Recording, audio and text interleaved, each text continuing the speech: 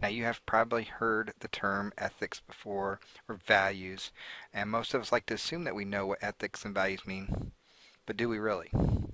Now, an ethical dilemma is a situation in which you have to decide whether to pursue a course of action that may benefit you or your organization, but that it is unethical or even illegal. Let's take a look at what ethics really are and how we define ethics. And then maybe we can clarify some of these terms that you might have heard and know what the difference is between ethics and values. Ethics is a standard of right and wrong that influence behavior. Now, these standards may vary between countries and between cultures, so it's important to make sure that you do enough research to know about these standards in these situations. Now, ethical behavior is behavior that is accepted as right as opposed to wrong according to those standards, whether it be in this country or that country and which cultures. Now, values are a different thing. Values are relatively permanent and deeply held underlying benefits and attitudes that help determine a person's behaviors. Values and value systems are the foundations for ethics and ethical behaviors. Now, ethical dilemmas often take place because of an organization's value system, the pattern of values within that organization.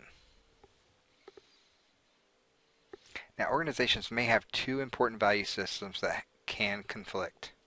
The value system stressing financial performance versus the value system stressing cohesion and solidarity in employee relationships. So take a look at those again and get a good strong feeling for the difference. Ethics, standards of right and wrong that influence behavior. Values are permanently and deeply held beliefs and attitudes that help determine behavior. Now, based on that information, let's see if we can answer this question correctly.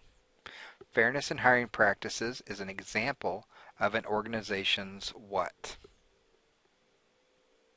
Hopefully you chose E, values. Now let's look at the 4 approaches to deciding ethical dilemmas. The first approach is the utilitarian, which is ethical behavior is guided by what will result in the greatest good for the greatest number of people. The individual approach, where ethical behavior is guided by what will result in the individual's best long-term interests, which ultimately is in everyone's self-interest.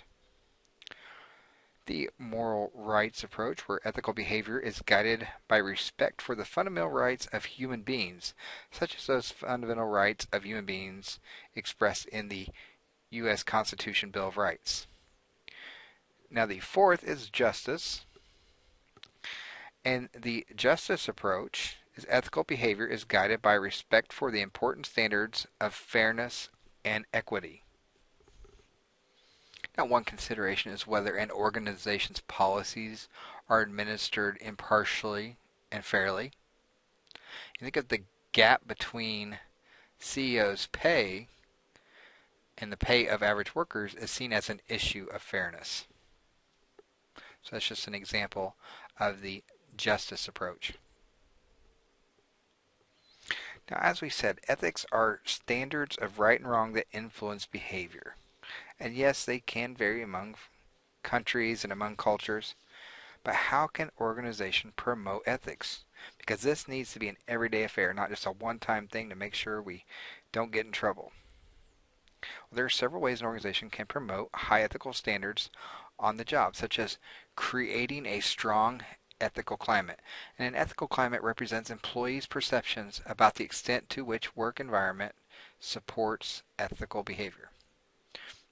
By screening prospective employees, we can create and promote, good ethics. Companies can try to screen out dishonest employees by checking references and using personality tests, integrity tests, maybe using some other type of screening with personality tests. See how potential employees might answer some questions when forced in an ethical situation. The third way a company or organization can promote ethics is instituting ethics codes and training programs. A code of ethics consists of a formal written set of ethical standards guiding those in an organization's actions. The purpose of this is to clearly state top management's expectations for each and every employee of that organization. And the fourth way we can promote ethics is rewarding ethical behavior. And you might have heard the term whistleblower, so we want to make sure we protect whistleblowers. And a whistleblower is simply an employee in an organization who reports organizational misconduct to the public. Now, federal law prohibits employees or employers from firing any such employees who might replace or report workplace hazards. Now, whistleblowers may receive a reward. The IRS is authorized to pay tipsters rewards as high as 30% in cases involving large amounts of money from organizations who have behaved, unethically. So maybe when you go back to your organization, think about those four things. See if your organization promotes good ethics. Are they creating a strong ethical climate? Is our human resources department or agency screening our prospective employees to make sure they are ethical? And does the institution have ethical codes and a training program in place to promote good ethics? And are there any cases where there might have been whistleblowing, or does the company have a policy in place and express that to employees about whistleblowing to make sure that the company stays ethical? Now, if ethical responsibility is about being a good individual citizen, social responsibility is about being a good organizational citizen. So we define social responsibility as a manager's duty to take actions that will benefit the interests of society as well as that of the organization.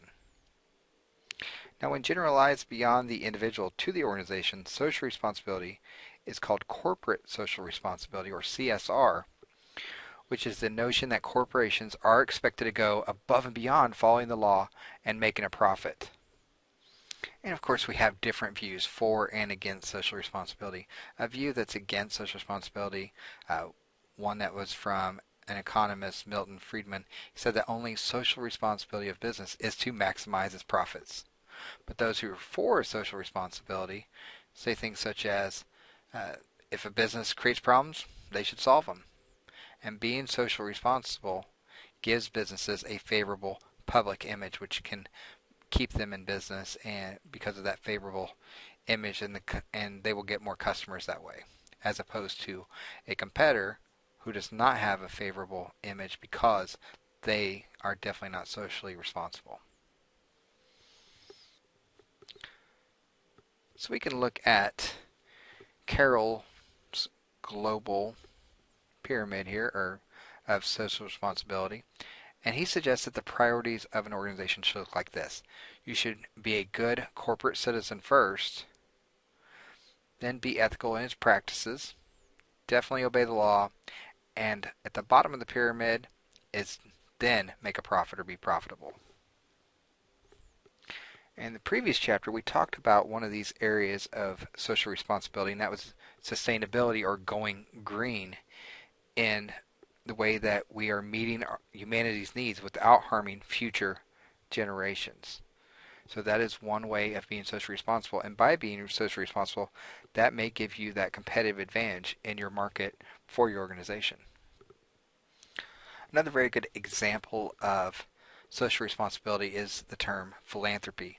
And philanthropy is just making charitable donations to benefit humankind in different ways, whether it's towards education, poverty, hunger, whatever. The book, it goes over a very famous person you should know, and if you don't, hopefully you know better once you read, but the guy's name's been out there for a while, Bill Gates of Microsoft.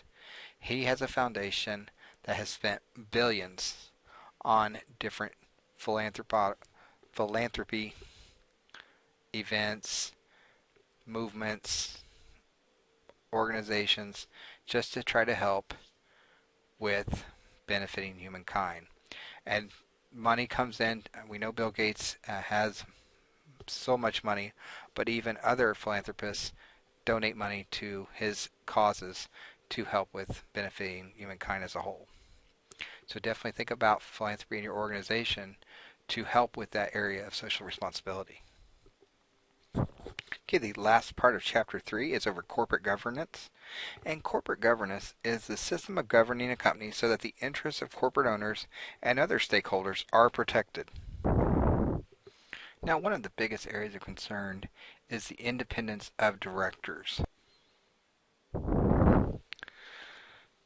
Now, inside directors may be members of the firm. Outside directors are supposed to be elected from outside the firm. But in some companies, outside directors are handpicked by the CEO. Therefore, more attention is being paid to strengthen corporate governance. Now, employees, customers, and other stakeholders must have trust in the company. And trust is demonstrated through how likely people you're dealing with are to serve your interests, how much they have demonstrated concern for others, how well they delivered on their promises. Trust is also demonstrated through how much they try to keep their word and how effectively they communicate these skills. We want all stakeholders to have trust in a company.